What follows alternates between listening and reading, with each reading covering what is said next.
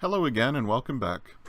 In this video we'll be looking at infinitive clauses in Greek, and this is a structure that makes a clause act like a nominal in a sentence. First, let's remind ourselves about what dependent clauses are. We learned earlier about subordinate clauses.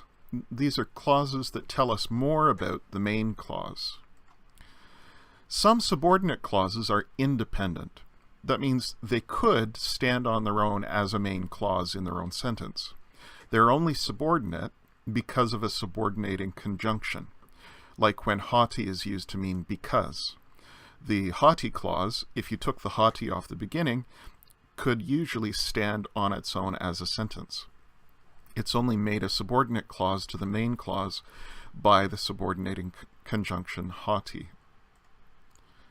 But some subordinate clauses are dependent. That means they couldn't stand as a main clause.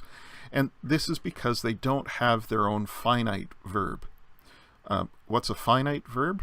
That's a verb with person and number. So infinitives are one example of a verb form that's not finite. You don't have a first person singular form of the infinitive. You just have the infinitive form. An infinitive clause, then, is any clause whose verb is an infinitive. And infinitives function like verbal nouns. They pack up the action of the verb and of the whole clause in a noun-like package. And so the infinitive clause can take the place a noun usually would in the main clause. How does this work? Well, one of the very common uses of infinitive clauses is as the direct object of the verb in the main clause. Here's an example. Thelo agorasai ton arton. I want to buy the bread. Now, agorasai is an aorist infinitive, and ton arton is the direct object of agorasai. So the infinitive clause is that infinitive verb plus its modifiers. So agorasai ton arton. All of those words make up the infinitive clause. So I've put red brackets around that, and I've made them red to remind us that that whole clause is in turn modifying the verb thelo. That's the verb of the main clause. In fact, the main clause is just one word, the verb thelo. I want. But in that main clause, thelo needs a direct object. And what is it that I want?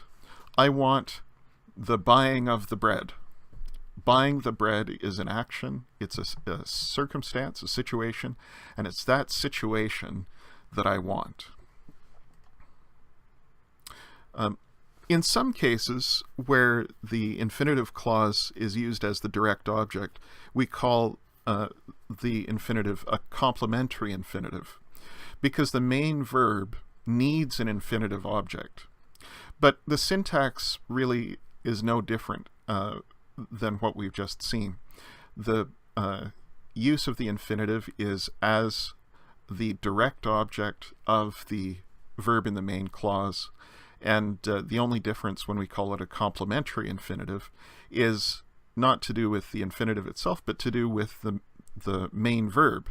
And it's whether or not the main verb can be all on its own without a direct object or not. If we look then at prepositional phrases, we also find infinitives very often in a prepositional phrase. So an infinitive clause can act as the noun in a prepositional phrase, where we get the preposition plus a neuter singular article plus an infinitive clause.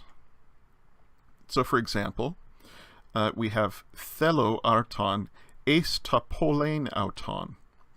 This means I want bread, thelo arton, in order to sell it. Now, how does eis ta polein auton mean in order to?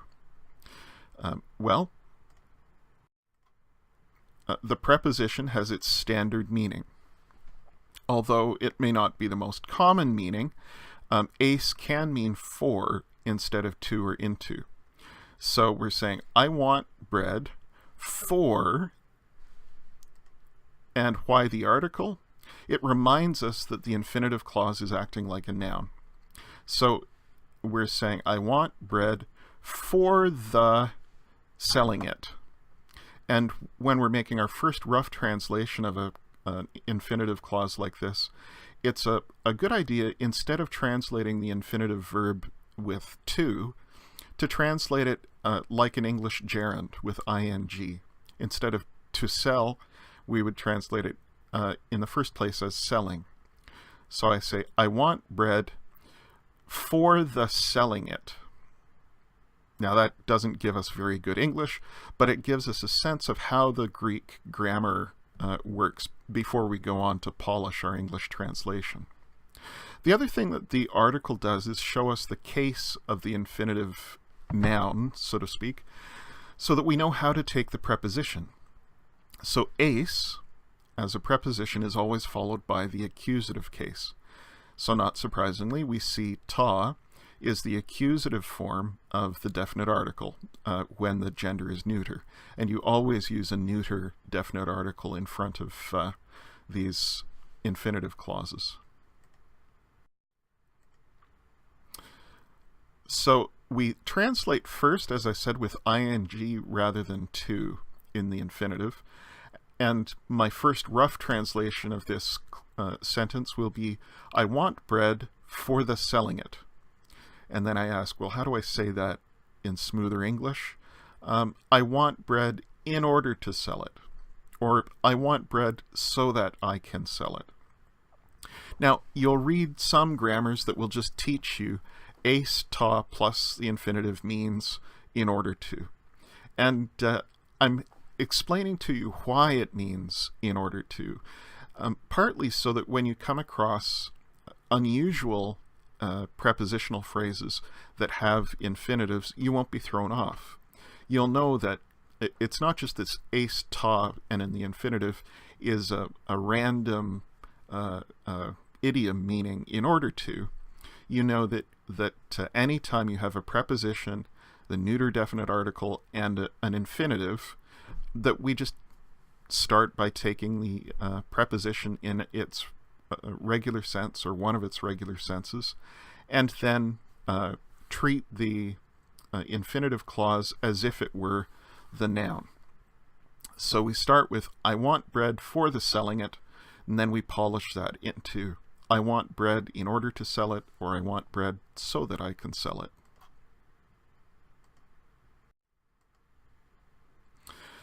We have other common prepositions that go together with infinitive clauses. So when we're talking about purpose or cause, we'll often see ace ta plus the infinitive, as we've just seen, and that means in order to, or so that X can. But dia ta plus the infinitive means because of the infinitive action, or as a result of the infinitive action.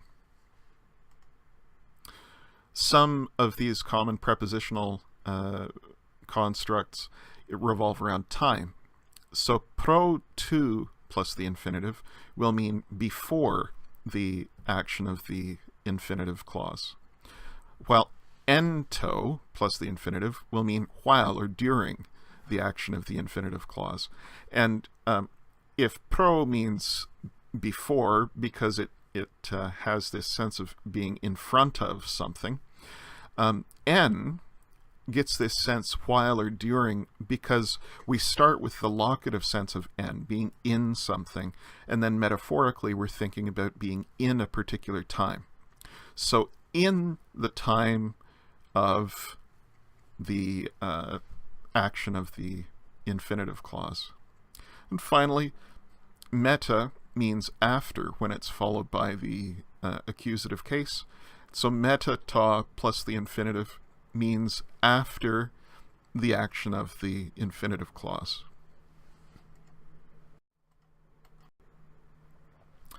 An infinitive clause treats its subject differently, its grammatical subject differently than regular clauses do. And the infinitive clause puts its subject in the accusative case.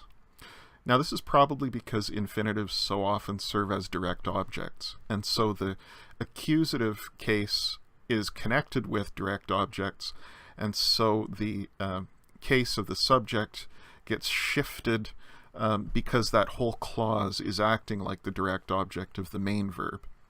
But be that as it may, what you need to think about is just that when you see an accusative next to an infinitive, that accusative might not be the direct object, it might be the subject of the infinitive verb. So if I say dia ta planan ton leiston, that means something like because dia ta, because the bandit deceived.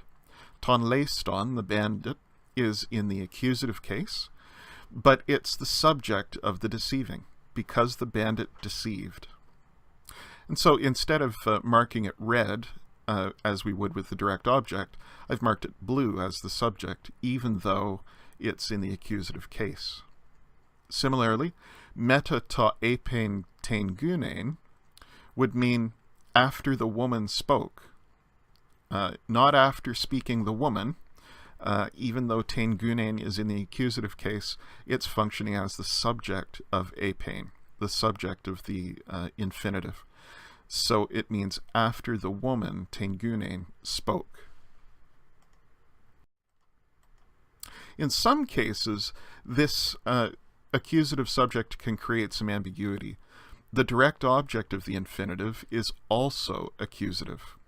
And so if you have a subject and a direct object expressed together, they'll both be in the accusative case, and you have to decide from context which is which. If I have the expression en to polein Alexandron auton, I can take Alexandron as the direct object of polein and auton as the subject. If I do that, this will mean while he was selling Alexander. And I guess Alexander is a slave who's being sold. But if I take it the other way, if I take Alexandron as the subject and auton as the direct object of polein, then it means the opposite. It means while Alexander was selling it or selling him. How do we decide which is which? Simply from context. We have to look around and see which way of taking the clause makes the most sense.